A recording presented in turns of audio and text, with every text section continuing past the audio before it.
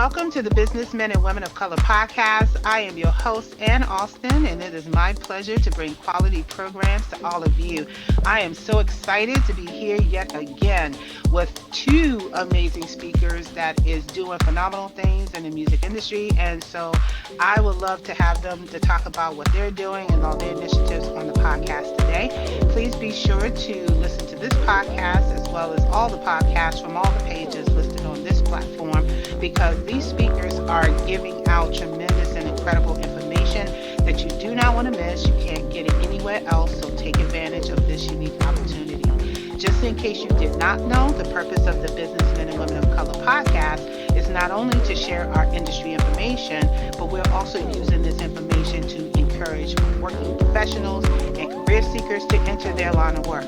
We would also like to take a moment to thank our corporate sponsors, a family of authors, Butler Armstead Consulting Solution, Human Resource Learning Center, JNF Enterprises, and Women Offering Wealth, along with many of our other business partners and sponsors who's helping to make this event a success. So today we have on the podcast a new upcoming organization and a company, I should say, called Masters of the Hustle and Sice TV, which are two young men that I am very excited to talk to about their initiative to do something similar to what the podcast is doing.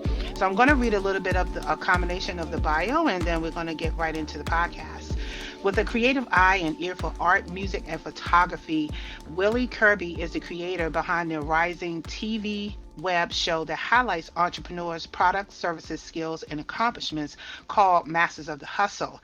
In conjunction to that, Saif is also involved with the creation of his business called Saif TV, and since 2009, this company has been one of the recognized mainstream for one of the top webcasts, which features interviews from the most talented up and coming artists, musicians, promoters, poets, designers, and other entrepreneurs.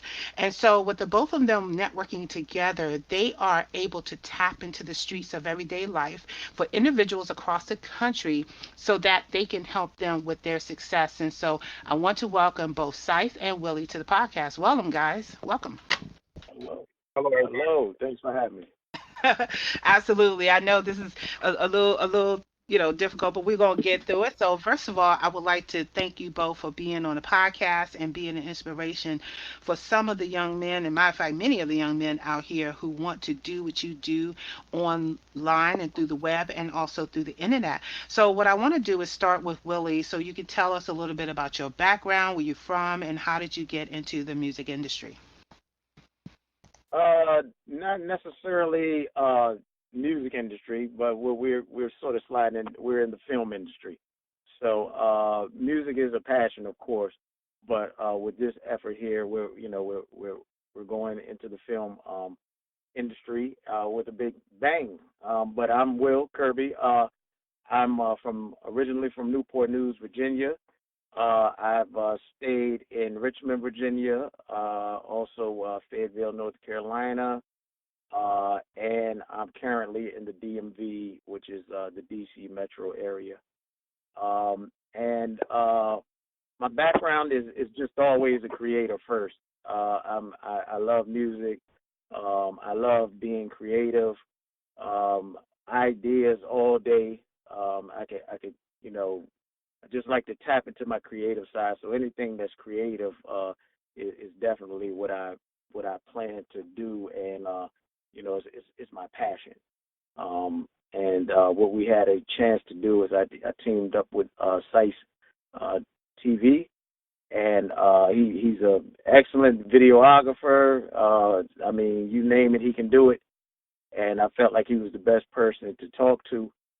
So what we did is we sort of teamed up to get together and sort of get a show together to sort of I guess showcase entrepreneurs.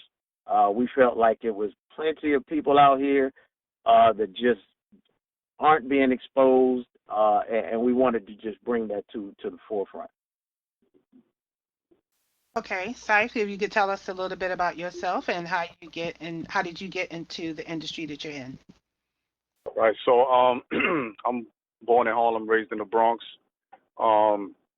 14, 15 years. Another half of my life in Newport News, Virginia, Hampton, Virginia, about another 10, 12 years. First started off as a hip hop artist. Like Will, I'm also a creative. So, I like to create something and see it blossom. Um, so doing hip hop, being grinding on the hip hop scene in New York, Virginia, going up and down the East Coast. Been doing that since I was like 15, 16.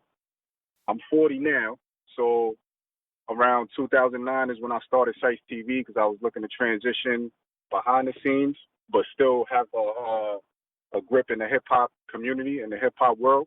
Because I'm a hip hop junkie first off. I'm going to stay involved with that world right there. So Exactly. that's just me. That's in my blood. I got to have hip hop. Okay. Any type of music, neo, soul, alternative music. I just love music. So I wanted to transition behind the scenes, but still have a grasp within the hip hop community. So started Sites TV, and I started grinding in New York, all the underground scenes, going to showcases and events, filming performances, interviewing independent artists. Gradually elevating when I came to Atlanta, Georgia, and got into the loop with the celebrities and got hooked with Steve Harvey and got involved with some of the artists with the Dungeon Family, Outkast Group, and stuff like that. Got in the loop with some of them guys. When I first got to Atlanta, I got connected with RL from the group Next. So running with him, that's how I kind of got in the loop in ATL and kind of moved up the ladder as far as with artists and building relationships and stuff like that. So, as I kept growing with Sites TV, filming, shooting a whole lot of stuff, just making the quality of the videos look better each time, upgrading my camera equipment, learning more about the craft, just sharpening my skills behind the camera and stuff like that. Because with me, it's all about the quality, how it looks, how it sounds, how everything is shot. At the same time, still having fun on set, but I'm a workhorse. I ain't gonna lie. I'm gonna keep pushing you, but at the end of the day, it's just to put out quality content out there in the world. So, when Will brought Masters of the Masters of the Hustle to me, that was right on time because I was looking to transition into getting into the. Yeah, that was going to be my next question. So I'm gonna Yeah. start with Willie. Willie, how did you meet Sice in your life? How did you meet him?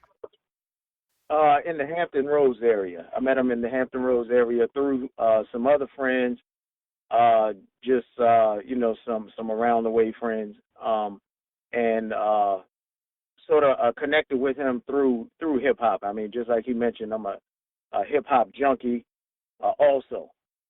So we used to rap, and if you ever want some bars, you can try me, So, but no, we met. We used to. I used to make music. He used to rap. He used to rap with some other guys. We also rap with some other guys, and we sort of teamed up that way. And since then, I mean, that was maybe late '90s, early 2000s, and since then we've just always been connected. I've just sort of stayed in touch with him. I thought he was a stand-up guy.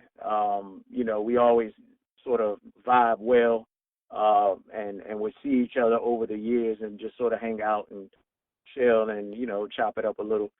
So that's how I met. And then we sort of I think he moved to Atlanta at one time, and he had the Sites TV whole thing going on, and I started paying attention to it, and I could see that he was shooting music videos and all types of documentary type videos, and I felt like watching him progress, that the quality of the videos were really excellent.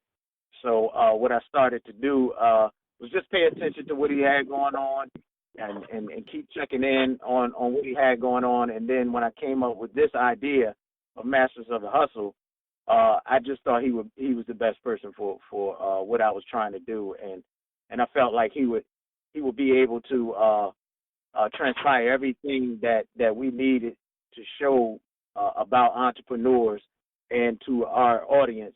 I felt like he was the best person to display that type of film.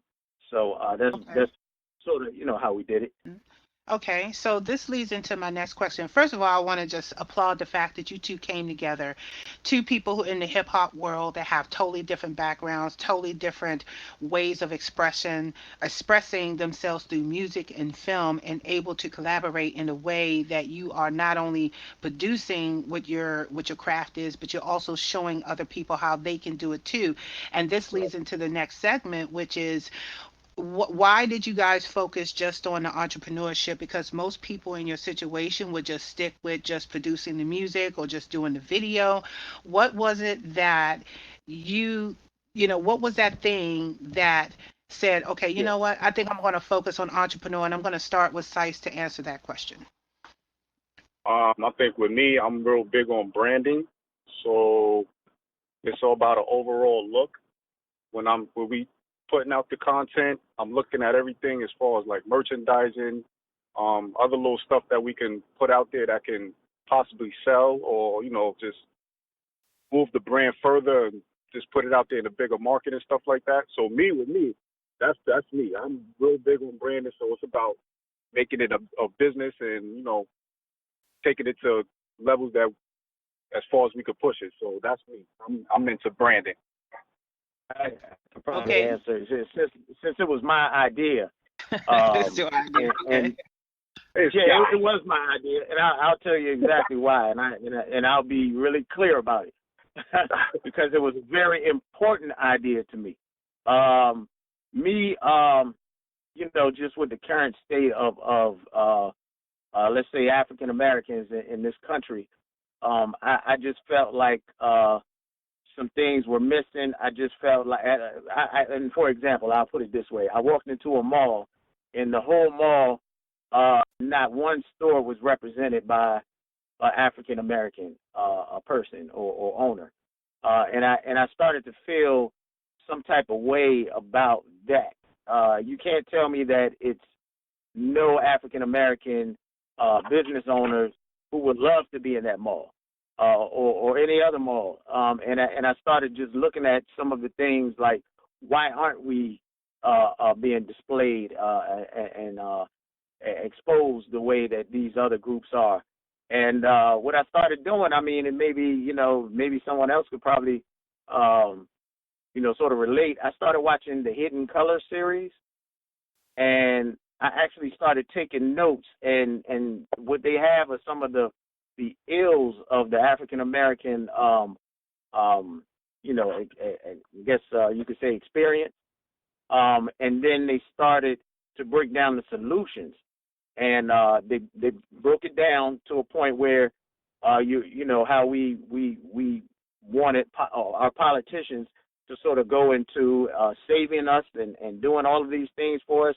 And the guy, I forgot the doctor's name, and forgive me for this because it was really important to me.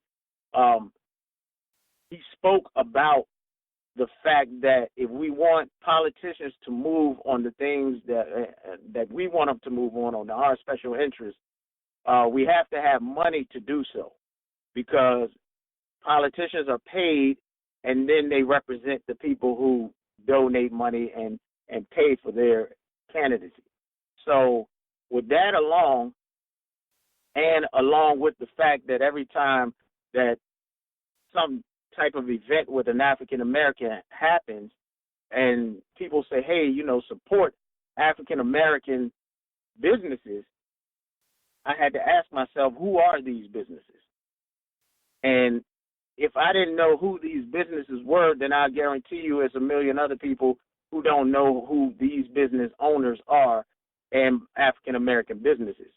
So with that, I just set out to show who these people are, because if we don't have the economics to pay the politicians to make change in our neighborhoods and communities, I just feel like we won't go anywhere. We can't get started on the solution if we don't have the economics. And this place is about money. And then on the other side, okay, I know it's a bunch of business owners who we just don't know of. So let's just bring it to the forefront. And actually, Sice created the name itself. I came with the idea. He created the name of Masters of the Hustle. I thought it was great because these people are hustling, and a lot of them have mastered their craft, but we don't know about them.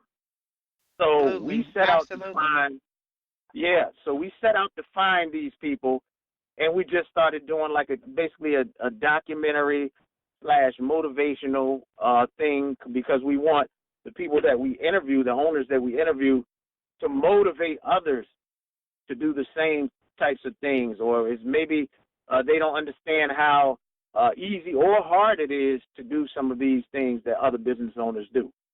So we wanted to motivate people. We wanted to show people who these business owners are, and then that's more advertisement, and eventually it becomes more economic so that we're able to change our community. Right. And you know what? I am 101, actually 1000% agree with everything you just said, which is why this podcast exists. Because as a small business owner myself, a new one, I would say years ago, and even as early as 2015, when I was going out to do my business and make it an LLC and say, okay, I'm going to go out and do all this stuff. I was looking around, like you said, and there were virtually no businesses that looked like mine out there. I know that there are career development ones out there. I know they're integrated with higher learning institutions. They're integrated with different organizations that want to keep that there. But there wasn't anything out there for us as a minority to really grasp on, to be affordable, to be easy access, to have the kind of reach that would reach people across the globe. And where was the economics? Where was the economics for businesses like mine? And I can even tell you just recently that I was looking for some support from a major organization, and because it so-called didn't fit their line of community, although I've seen them in other similar communities, that's another example of not being able to have the economic support for this type of platform or for any minority business. And so I have a strong feeling and passion, as just as you do, Scythe and Whitley, for to make sure that we know who these businesses are. Mm-hmm. And I'm really happy to hear. And you know what? I was looking at Masters of Hustle, and I was equating the film, and I was equating the music and everything with that, but I did not at all equate that what your platform is doing is similar to what I'm doing. And I'm glad to hear that there is another platform out there that's hitting a different spectrum of this issue. And so I want to Mm-hmm. thank you guys for that. So, with all of that you guys are doing with the film and everything, how many clients would you say on average are you touching to get them to tell your story? And maybe, Sykes, you can speak on that. Because what I want to get out of this conversation is for people to see the impact of what you guys are doing. How many companies have you touched, and what was the outcome? If you can share an example or two, Scythe.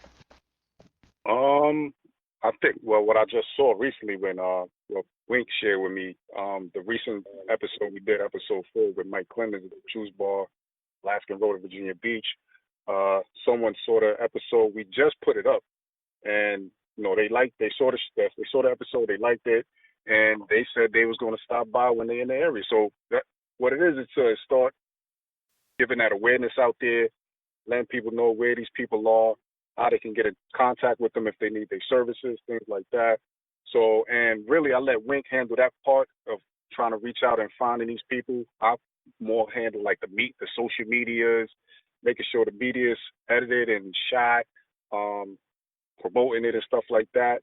So, my part on that side is just putting it out there and letting it be seen, make sure it's visible. And I let Wink handle that part as far as writing the scripts and finding these people, and so we can get them out there, get them shot, get them in the loop, let people know about them, and I let Wink talk about that part right there. Yeah. Yeah, basically what I do to find these business owners and still we're still new. We're really new. If you new is like January 2017, so we have a long way to go. And again, this is another avenue that we're able to, meaning your podcast is another type of avenue that we're able to advertise for not only us, But for these other great individuals who have been in business, I mean, many of them that we've interviewed, they don't work. This is their primary business, and they haven't worked in years, and they're doing very well. So I would salute these business owners that we interview. To say that advertisement, I guess we're in the film industry, but we're also in the advertisement industry. And advertisement wise, that's our main goal. We want to get into digital marketing to sort of push our videos, show forward to many other people. And this is another avenue on how we're trying to do this, because since we're so new, we still have a long way to go. We want our views up. We want our customers, our interviewees views up. We want the business to go up. For a perfect example, we interviewed a young lady who has her own chandeliers. Now, she's 35. She hasn't worked in years. Her chandeliers have gained awards. Her chandeliers have been featured on major, NBC, ABC, I can't remember, on major TV shows, and we didn't know about her, and no one that I ever asked, they didn't know about her either. So, and she's 35 years old, African American, and you never heard of this young lady. She's 7 months behind on orders of chandeliers.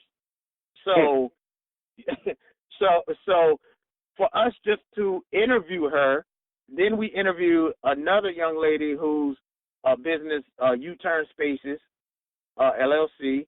Her business is an interior decorating type of business, organization type of business. And what we saw was after after we aired these two young ladies their episodes, they found a common bond between the two, and they started working together. You see, and that's the whole reason that we're here. We're trying to drive people, other business owners, to work with us, just like we're working with you, and you're working with us. If we could just keep this whole cycle going, it builds so much economics within our community and allows us to do many other things that we need to do to fix things. Yeah, absolutely. That is the key. We have to not only just talk about it, but we also have to take action. And a lot of people are going to see and have seen already that from this podcast alone, that I have collaborated with not just you, but also sponsored certain events from two of the different podcast participants that we have here. I've also donated, and those are the type of things that we all need to do. And so I'm speaking to just you, I'm speaking to everybody who's listening on this podcast, to those participating, is that we can't just get on here and just talk about our business. We also have to network, collaborate, hire Mm-hmm. people. That's really important. Right. We also need to hire That's right. people, and this leads We right have into to. my next segment. I know you guys are getting fired up, so listen. I want Yeah. to turn the conversation to speak to those in hip hop, particularly young individuals. This part of the segment, I really want to take a serious look and conversation toward those who are in the hip hop community, who love hip hop, but we want to make sure that they use hip hop in a way that is positive, just as you guys did, because not everybody uses it in a positive light. And so I Exactly. want to talk about what your experience is, or what you will want to offer for those folks who are love hip hop, love music, love doing all of those things that you guys are really crazy about and fostering. So I kind of want one of you guys to start off and speak to the audience for those young men and women who want to take their talent to the next level. So this is Sice. Besides Okay. the Master of the Hustle film and that, I also have a hip hop blog site. It's called Fat Flavors. Um, I reintroduced that one this year. Same time we did started putting out Masters of the Hustle. I had a previous hip hop blog site called Sice TV Blog. So what I did was convert it, give it a facelift, give it a whole new name, whole new entity under Fat Flavors. So what it is, like you said, I keep hip hop in a good light. I stay away from the gossip. Um, I post up a lot of the newest underground hip hop music videos, interviews, hip hop news, mixtapes, singles that artists put out. Even independent artists, they can email me their songs. I screen them. If it's dope, I post it up there, and that's free. There's no charge for that. I just want to get it out there so they can get their music out there. So like I said, I'm hip hop in the blood, so I'm always have that some type of involvement with that. So creating a blog site was perfect for me because this is not just a hobby; it's a love that something I love to do. I'm always researching. I'm always looking up new hip hop artists, new music that's out there. I like the trap. Trap is cool when I'm in the mood for it. But I'm grounded to the underground hip hop scene. So artists want to get their stuff put on there, they can email me at fatflavorsinfo@gmail.com, fatflavorsinfo@gmail.com. But it's just getting your music out there. Try to go to a lot of events, network, go to some of these hip hop festivals like AC3 in Atlanta, South by Southwest, Brooklyn, Bodega in New York, and get into these type of events and network and get out there. Try to open up for some of these artists and just build that circle of networking. And YouTube is where it's at right now. Everybody's winning on YouTube. Yeah, everybody is on YouTube. What No, about you? so Yeah, what about you, Willie? What do you think that could be helpful to young entrepreneurs or young hip hoppers that want to do something with their talent? I think anything that you're passionate about, and since me me and Sice are passionate about hip hop, and about creativity. I'm more I could be I could probably get into anything. I can draw, I can cut hair, anything creative. I'm just into it. So hip hop is also something that is creative also. So I believe that if it's anything that you're passionate about, it doesn't even seem like work. It's just it's something you can get paid for that you just feel like doing every day, and that's what we're doing right now. We're not working when we film Masters of the Hustle. It is work, and we hope to eventually make lots of money from this, but it's a passion. It's a passion to me that we're showing off other creative people, other types of business owners that are doing really good things, really smart, intelligent people who just don't get noticed. Hip hop wise, if you want to talk about the music that's out now, it is a lot of negativity within the music. But I feel like music is always I guess the eyes and ears to whatever's going on at the time. So if you're hearing a lot of negative music, you're pretty much knowing. Oh, you can almost say that it's things that are going on that are ill, that need to be fixed. Again, that's the only way we're going to fix things, if we recognize it and then start to act on it. And this is what we're doing with Masters of the Hustle. We're sort of acting on this thing because I don't see. I mean, it is a lot of people that are making way more money than 20 years ago. They're able to send their kids to private schools and things like that. So we have a whole group of those people. But even those people are believing that trap music is not just entertainment, it's a way of life. And they're getting caught up in this whole thing of being real and things like that. And real is actually taking care of your family, staying out of jail, taking care of your kids, making a living for them, and growing old. That's that's real. Jail is a waste of anybody's time. It shouldn't be glorified, and not to even say that. I mean, it's plenty of we got to sort of notice what's going on, because there's plenty of artists who put out great music, good Christian music, clean music, hip hop, just hip hop without the negativity, and they're not on the mainstream. And the reason why is because Black African Americans don't own any of these radio stations. So what happens is they're able to put whatever type of music on these radio stations to sort of push to our kids and families every day, all day, until the music becomes a reality. And that is one of the issues of what's going on.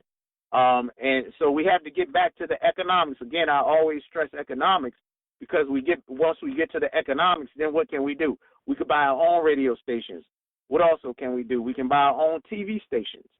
We can start to push positive and more creative and knowledgeable topics and subjects, just like you're doing. Just like you're doing. We're like we're doing with Masters of the Hustle. We're pushing these things, and because that's the only way we're going to grow. So music is music. I enjoy it. I like the trap music. I like hip hop. I like it all. But I think it's a balance. It has to be a balance, and it can't be more of one than the other.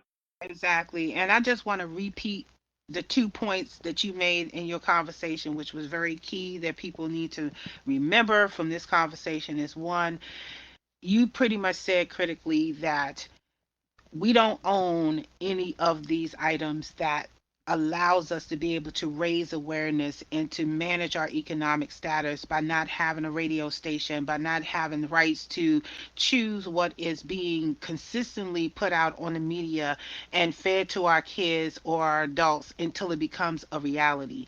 To me, that was the most powerful thing that you have ever said in this podcast, because that's basically what's happening today. That's why you're doing what you're doing and I'm doing what I'm doing, because we both see that this is a need and a gap that needs to be filled. And then the second thing is speaking to people who are listening, as particularly those who want to do what you do. You have the power, the navigation, and the control to foster your talent and to let's develop a way to lock arms together in this community, this podcast, these folks that are listening, to those who are participating, and let's build those community of resources. That's pretty much my whole tagline: is support small businesses and authors, be part of the movement, and let's build a community of resources.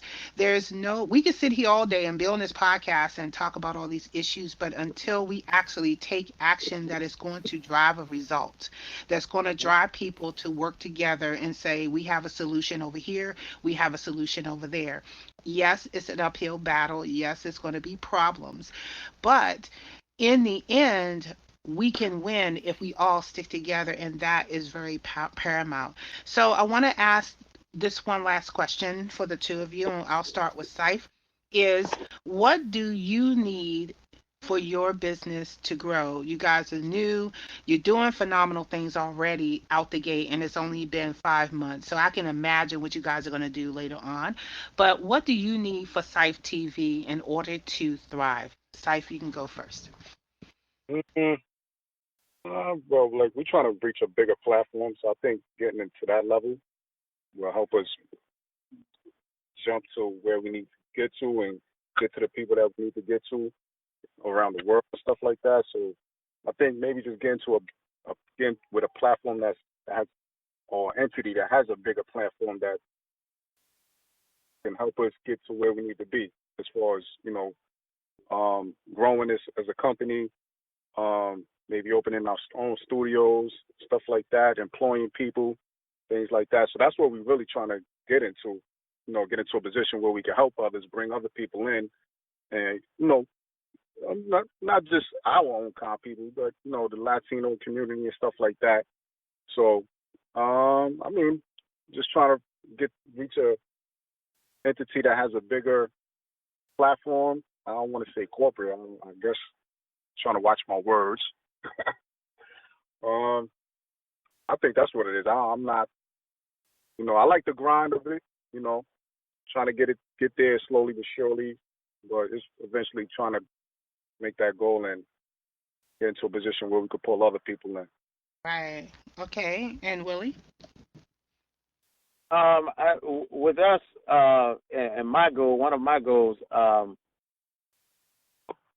would like to be on a TV station. If I could say, oh, I would like to be on my own TV station, yeah, I sure would. But in the meanwhile, since I don't have one, and we are a show that is a web based show right now. But the goal is to get on a major station so that we are able to show off, let's say show off the entrepreneurs that we interview. We want to keep getting better, quality wise, camera wise, so that our videos are looking like movies. I'm still new with the hosting thing. I'm still trying to find my way and be the best host that I could be, and get the best information I can get out of people, so that other people could share, we could share that information. And just like Sice said, we wanna get to a bigger platform so that we're able to show off the entrepreneurs, and also this is our business. So of course we're in it to eventually make money, and lots of money, so that we can employ people, and just like he said, have we can have our own studio where we're able to I'll just bring this example up. The young lady that we interviewed, Sharonda Weston, she was like, "Hey, this is great. The interview is great. I've always wanted to be on film, and I've always wanted to have my own show, like a HDTV type of show." And of course the light bulb went off. His light bulb went off too, to the point that, hey, you know what? If we start moving in the right direction to have a studio, then people like her, we can film, we can turn it into the huge filming company that we want to be. Yeah. Of course, we're doing good, but we want to be this huge Tyler Perry type of film company, where Okay. where we're able to have people come in and they're able to do their show with us. So we're making money there, but we're also giving other people a forum or a platform to display their ideas and their talent. And it's not just, you just can't go to like a studio, here or there, that easily. You can't do it, you don't know where the studios are. You don't know where the studios are that African Americans own, that we're able to I look out for know. each other. I We're know. able to look out for each other, and say, hey, yeah, I'm not going to charge you $2 million to do your show here. We'll charge you, such and such that's affordable. And if we don't do these things, if Ann doesn't accept Will and Sice on her show, then we all can't build together, because what's happening now is we're going to go, we'll reach your audience and you'll reach our audience. And our audience can interchange, and our views grow, your listeners grow, we all grow, and that's what's sort of missing, that networking thing that I feel is very important. Absolutely. You couldn't have said it better, Will. I tell you, your passion, you can definitely hear the passion in your voice when you're talking about that, and so do you, Scythe, because I can't stress enough, and you guys have definitely stressed it, that networking is the key. We have to network and take action to patron our business, to start that economic cycle, to start building those unified partnerships that you see on my Exactly. website and so many people. And I want to encourage everybody to definitely reach out to them if you need any kind of interviewing, or maybe you just need them to help you do a video for your business. They are a perfect couple to do that. Do that, because we need marketing. We need to be showing our presence out there. I could tell you right now, my kids are in video editing, and I see how important it is just for my business on a very small level. So, any time that you can leverage another organization or someone's talent to help you with your business, definitely do that, because that's where it starts. And so I want to again Let everybody know to please visit all of the pages, go to all of the podcasts, listen to each and every one because you never know what information is there for you. And with that, I want to thank you both, Willie and Cy, for being on this podcast. You definitely have me fired up on here. You, matter of fact, you was fired up for me, which I'm glad. The last couple of times I was fired up. And yes, we definitely need to work together.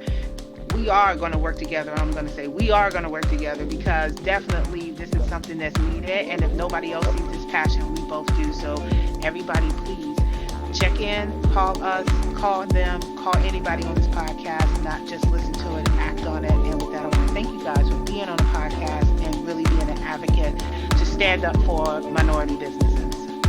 Thank you. Thank you for allowing us.